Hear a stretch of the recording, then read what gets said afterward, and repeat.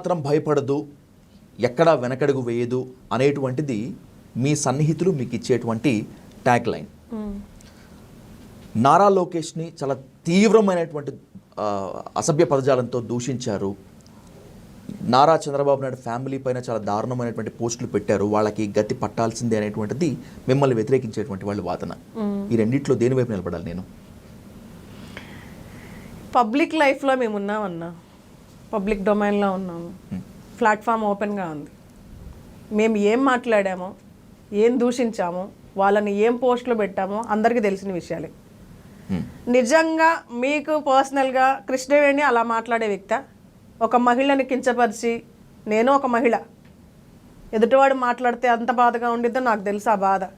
అలాంటి వ్యక్తి, తల్లి లాంటి వ్యక్తిని, తల్లి లాంటి ఒక మహిళని పట్టుకొని అంత క్రూరంగా, అంత దుర్మార్గంగా మాట్లాడతానా, పోస్టులు వేస్తానా? నేను పార్టీలోంచి బయటకు వచ్చిన అమ్మటినే అన్న దివ్యవాణి గారి గురించి, ఇవాళ బీజేపీ పార్టీకి సంబంధించిన అధికార ప్రతినిధి యామిని గురించి, వీళ్ళు ఈ కారణాల వల్ల బయటకు వచ్చారంట అని నేను ట్వీట్ చేసినట్టు, లేదంటే ఎలా జరుగుతుంది అని చెప్పేసి నేను పోస్టులు వేసినట్టు ఫ్యాబ్రికేట్ చేసి ట్విట్టర్స్ పోస్ట్ చేశారు. భారతీరెడ్డి గారిని మేము అన్నాము అవినాష్ గారితో కలిపి అని ఒక పోస్టర్ క్రియేట్ చేసి ఫ్యాబ్రికేట్ చేసి అది బయటికి తీసుకొచ్చారు.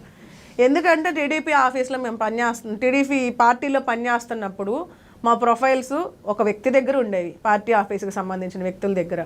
మేము బయటకు వచ్చిన తర్వాత వాటి గురించి మేము సైబర్ క్రైమ్స్లో కంప్లైంట్ పెట్టాం. ఓకే, కంప్లైంట్ పెట్టాము, అది జరుగుతూ ఉంది. అప్పుడు నేను పెట్టింది కూడా విజయ్ కుమార్ రెడ్డి గారు అని చెప్పేసి సిఐ గారు, ఆయన కంప్లైంట్ చేశాను.